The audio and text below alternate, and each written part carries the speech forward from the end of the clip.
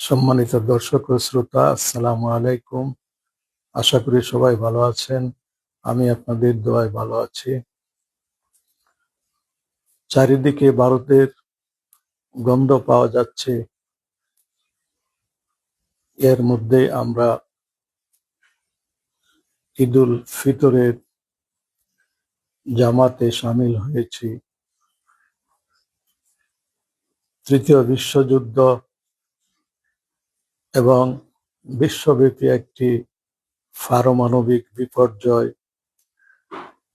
পৃথিবীকে ধ্বংসের দিকে নিয়ে যাচ্ছে। একটি দেশ তাদের অধিকার রক্ষার জন্য, সার্বভৌমত্ব রক্ষার জন্য যুদ্ধ করে আসছে। পরাশক্তি আমেরিকা, ইসরায়েলের মতো পরাশক্তি, এদের বিরুদ্ধে লড়াই করে ইরান এখনো টিকে আছে। নবী করিম সাল্লাল্লাহু আলাইহি সাল্লাম বলেছেন,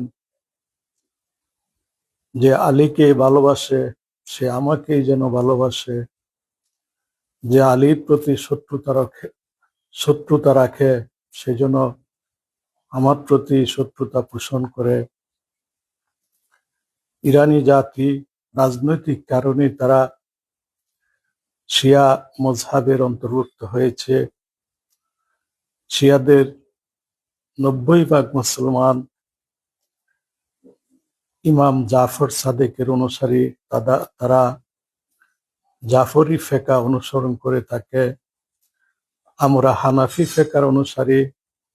আমাদের ইমাম আবু হানিফা রহমতুল্লাহি আলাইহি ইমাম জাফর সাদেকের শিষ্য ছিলেন। কাজে ভিন্ন মযহাব হওয়ার কারণে আমরা তাদেরকে আমাদের দোয়া থেকে কখনো বঞ্চিত করতে পারি না। ইরান গোলাপের দেশ, ইরান নার্গিসের দেশ, ইরান প্রেম ও ভালোবাসার দেশ। রুমি, জামি, শেখ সাদি, উমর খৈয়াম, হাফিজ, এদের দেশ ইরান। ইরান সুফিদের দেশ, ইরান দোয়া ও দরুদের দেশ। বালাগাল উলা বিকামালিহি, কাশাফাত দুজা বিজামালিহি, হাসুনাত জামিউ খিসালিহি, সাল্লু আলাইহি ওয়া আলিহি। শেখ সাদির এই কবিতা মুসলমানের প্রতিটি ঘরে ঘরে, প্রতিটি মসজিদে উচ্চারিত হয়।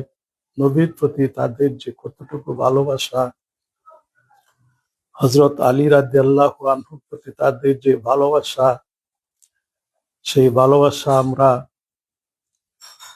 কোনোভাবেই অস্বীকার করতে পারি না। কাজে তাদের এই বিপদের দিনে আমাদের দোয়া, তাদের প্রতি আমাদের সহমর্মিতা, তাদের প্রতি আমাদের সমর্থন অব্যাহত রাখা জরুরি বলে মনে করি। এতদিন আমরা কসমিক মেডিটেশন সম্পর্কে আলোচনা করেছি। কসমিক মেডিটেশন হচ্ছে মহাকাশ সম্পর্কে ধ্যান করে, মহাকাশ গবেষণা করে একটি চিকিৎসা অথবা একটি ব্যবস্থা গ্রহণ করা, যাতে আমাদের সকল সমস্যার সমাধান হয়। বর্তমানে যে তৃতীয় বিশ্বযুদ্ধ এবং একটি পারমাণবিক বিপর্যয়ের আশঙ্কা দেখা দিয়েছে, সেটি থেকে উদ্ধারের জন্য আমরা কসমিক মেডিটেশনকে ব্যবহার করতে পারি। এই কসমিক মেডিটেশন পবিত্র কোরআনের সূরা আল গাশিয়ার কয়েকটি আয়াতের ভিত্তিতে তৈরি হয়েছে। যেমন আল্লাহ পাক বলেন, আফালা ইয়ানজুরুনা ইলাল ইবলি কাইফা খুলিকাত ওয়া ইলাস সামাই কাইফা রুফিআত ওয়া ইলাল জিবালি কাইফা নুসিবাত ওয়া ইলাল আরদি কাইফা সুতিহাত ফাযাক্কির ইন্নামা আনতা মুযাক্কির লাস্তা আলাইহিম বিমুসাইতির। আল্লাহ পাক মানুষকে আকাশের দিকে তাকিয়ে মহাকাশের বস্তুরাজি নিয়ে গবেষণা করার জন্য বলেছেন, যাতে তার সমস্যার সমাধান হয়। এবং নবী করিম সাল্লাল্লাহু আলাইহি সাল্লামকে বলেছেন, আপনি এই বিষয়টি মানুষের কাছে প্রচার করতে থাকেন। আপনি তাদেরকে বাধ্য করবেন না। তারা যদি মেনে নেয় স্বেচ্ছায়, তাহলে সেটি তাদেরই মঙ্গল হবে, আর না হলে তাদেরকে আল্লাহ পাকের কাছে জবাবদিহি করতে হবে। আমরা ইতিপূর্বে আলোচনা করেছি যে পরাশক্তিগুলির হাতে যে পরমাণু শক্তি মজুদ আছে, সেটি মহান আল্লাহ পাকের কাছে যে পরমাণু শক্তি মজুদ আছে তার তুলনায় অতি নগণ্য।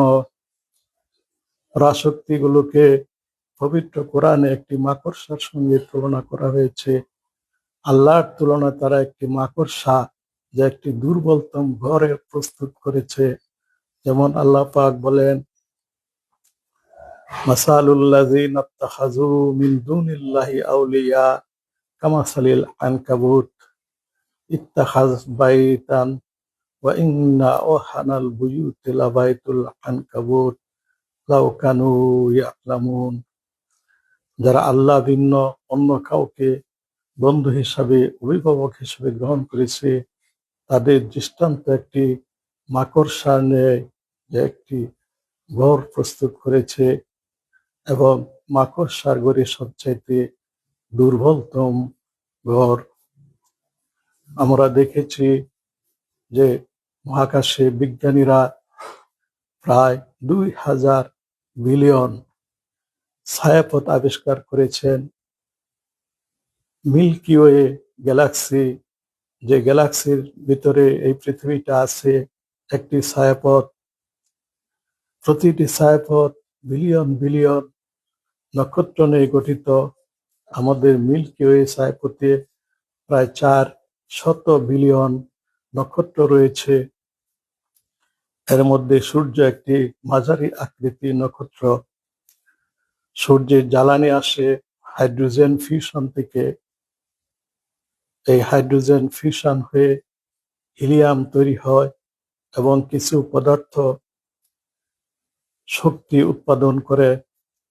এভাবে সূর্যের 40 লক্ষ টন পদার্থ প্রতি সেকেন্ডে জ্বালানি রূপে ব্যবহৃত হয়ে সূর্যের তাপ এবং আলো প্রস্তুত করছে।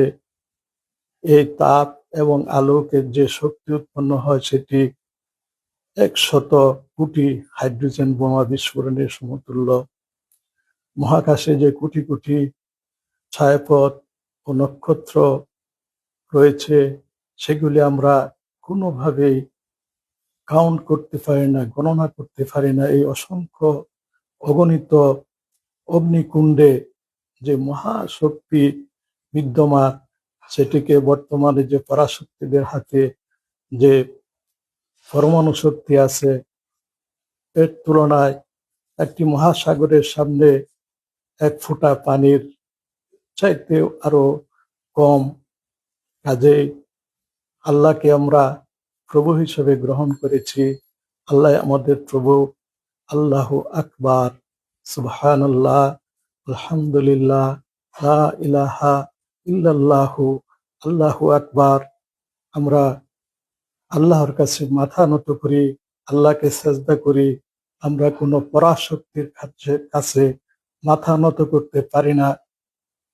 আমরা কোনো পরাশক্তির কাছে সারেন্ডার করতে পারি না।